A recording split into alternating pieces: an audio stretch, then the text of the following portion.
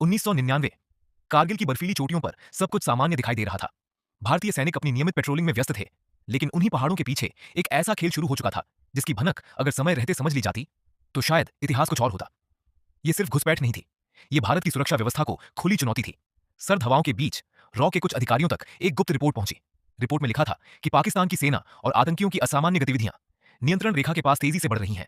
कुछ wireless intercepts, कुछ संदिग्ध मूवमेंट और कुछ ऐसे संकेत जो आने वाले तूफान की ओर इशारा कर रहे थे। लेकिन दिल्ली में बैठे कई अधिकारियों को लगा कि यह सिर्फ सामान्य सीमा गतिविधि है, क्योंकि कारगिल की ऊंचाइयों पर सर्दियों में अक्सर पोस्ट खाली कर दी जाती थी और यही वह कमजोरी थी जिसका फायदा दुश्मन उठाने वाला था। धीरे धीरे पाकिस्तानी सैनिक भारतीय सीमा के अंदर ऊंची चोटियों पर कब्जा जमाने लगे। वे खुद को आतंकवादी बताकर छिपाना चाहते थे ताकि दुनिया के सामने पाकिस्तान सीधे युद्ध से बच सके। लेकिन असली योजना कहीं ज्यादा खतरनाक थी। अगर ये चोटियां पूरी तरह उनके कब्जे में चली जाती तो श्रीनगर लेह हाईवे उनकी निगरानी में आ जाता और लद्दाख से भारत का संपर्क टूट सकता था। मई 1999 जब भारतीय पेट्रोलिंग टीमों ने कुछ संदिग्ध हलचल देखी, तब पहली बार एहसास हुआ कि मामला साधारण नहीं है। कैप्टन सौरभ कालिया और उनकी टीम दुश्मन की स्थिति जानने आगे बढ़ी। लेकिन उसके बाद जो हुआ उसने पूरे देश को झकझोर दिया। भारतीय सेना को अब साफ हो चुका था कि यह कोई छोटी घुसपैठ नहीं, बल्कि एक सुनियोजित सैन्य ऑपरेशन था। पहाड़ों की ऊंचाइयों पर बैठे दुश्मन नीचे से आने वाले हर भारतीय सैनिक को आसानी से निशाना बना सकते थे। तापमान शून्य से नीचे, ऑक्सीजन की भारी कमी और हर कदम पर मौत का खतरा। दिल्ली में आपात बैठकों का दौर शुरू हुआ। सवाल सिर्फ जमीन वापस लेने का नहीं था, सवाल था भारत की प्रतिष्ठा का। अगर जवाब कमजोर पड़ता तो दुनिया इसे भारत की सबसे बड़ी सैन्य विफलताओं में गिनती। फिर शुरू हुआ ऑपरेशन विजय।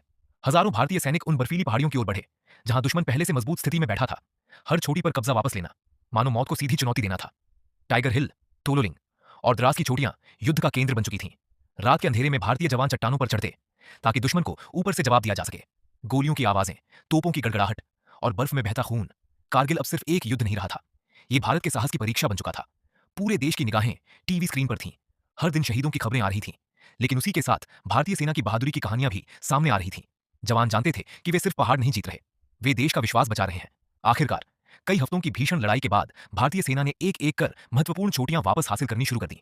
पाकिस्तान पर अंतर्राष्ट्रीय दबाव बढ़ने लगा और दुनिया को समझ आने लगा कि यह घुसपैठ आतंकियों की नहीं, बल्कि पाकिस्तानी सेना की सुनियोजित साजिश थी। लेकिन कारगिल युद्ध ने भारत के सामने एक बड़ा सवाल छोड़ दिया।